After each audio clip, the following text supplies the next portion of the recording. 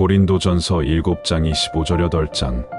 아디아포라 문제. 결혼은 하나님께서 제정하신 신성한 제도이지만 결혼 제도는 이 세상에 국한된, 이 세상에 한정된 제도입니다. 남편은 이 세상에서의 남편이고 아내와 자녀 역시 이 세상에서의 배우자, 이 세상에서의 아들, 딸인 것입니다. 따라서 결혼한 사람은 당연히 가정에 대한 책임과 의무를 이행해야 하지만 남편과 아내의 주된 관심은 주님의 재림을 대망하며 하나님, 나라의 일에 집중되어 있어야 함을 바울은 당부하고 있는 것입니다. 진리를 따라 바르고 건강하며 행복한 결혼 생활을 하되 그 결혼 생활에 얽매이지 않고 배우자의 문제, 자녀 문제에 얽매이지 않고 하나님의 나라와 하나님의 뜻에 좀 더 집중하는 우리의 삶이 되어야 함을 바울 사도는 권고하고 있는 것입니다. 세상을 이용하는 사람은 그렇게 이용하지 않는 사람처럼 하도록 하십시오.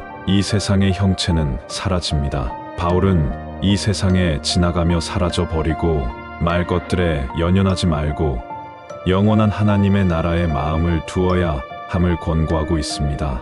영원한 하나님의 나라에 마음을 두는 성도는 일시적인 세상의 것들에 얽매이지 않고 자유할 수 있는 것입니다.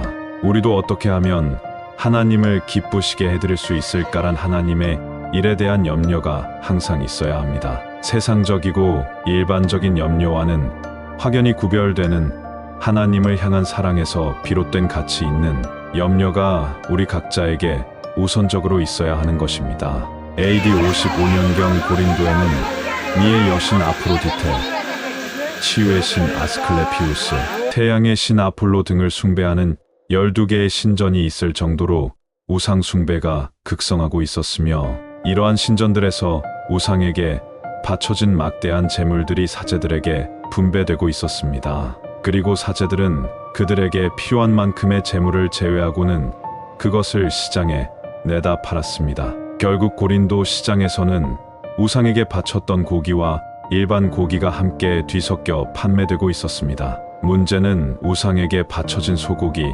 양고기와 일반 소고기, 양고기가 구분이 되지 않아 성도들이 본의 아니게 우상에게 바쳐진 제물을 사 먹게 되는 일들이 발생하고 있었던 것입니다. AD 49년경 예루살렘 공의회는 사도행전 15장 20절에서 우상에게 바쳐진 제물을 먹지 않기로 정한 바 있었는데 이는 이방인 새신자들이 이교도의 미신에 미혹되지 않도록 하기 위한 초대교회의 안전 조치였습니다. 사탄에게 미혹될 수 있었기 때문에 우상 신전 제사 참여를 금지하는 조항을 넣게 되었던 것입니다. 사실 교리적으로 이방신의 존재를 인정하지 않는 성도들에게 우상의 제물이란 아무것도 아니며 그것을 먹는다고 해서 문제될 것은 없습니다. 특히 시장에서 유통되는 우상의 제물을 먹을 수 있느냐, 먹을 수 없느냐의 문제는 그 자체로서는 문제가 되지 않는 선도 아니고 악도 아니었습니다.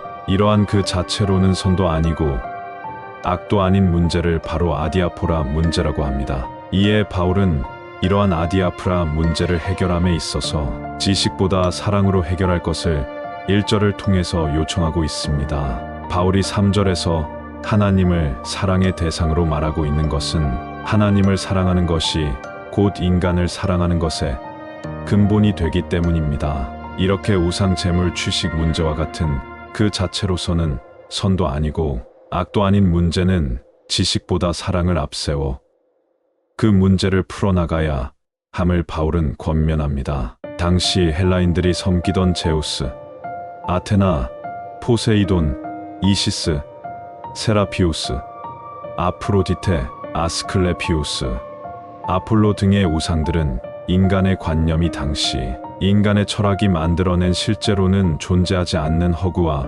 허상에 불과한 것들이었습니다. 이렇게 바울은 우상의 정체를 규명하고 있습니다. 바울은 우상은 아무것도 아니며 신은 오직 한 분, 성삼위 하나님뿐이심을 밝히면서 우상의 제물을 먹는 것도 그 자체로는 아무것도 아님을 시사하고 있습니다. 우상은 허상에 불과하고 참신은 하나님밖에 없기 때문에 원칙적으로는 우상 제물을 먹어도 문제가 되지 않음을 간접적으로 시사하고 있는 것입니다. 저와 여러분이 이 아디아프라 문제선도 아니고 악도 아닌 문제 앞에서는 우리 그리스도인들이 자유할 수 있습니다. 어떠한 선택을 해도 그리 문제가 되지 않습니다. 그런데 우리가 유념하고 생각하고 고려해야 될 부분이 있다는 것이죠. 이렇게 바울은 우상 제물 취식의 자유가 믿음이 약한 자들에게는 부정적인 영향을 미치므로 믿음이 장성한 자들이 믿음이 약한 자들의 입장을 고려해서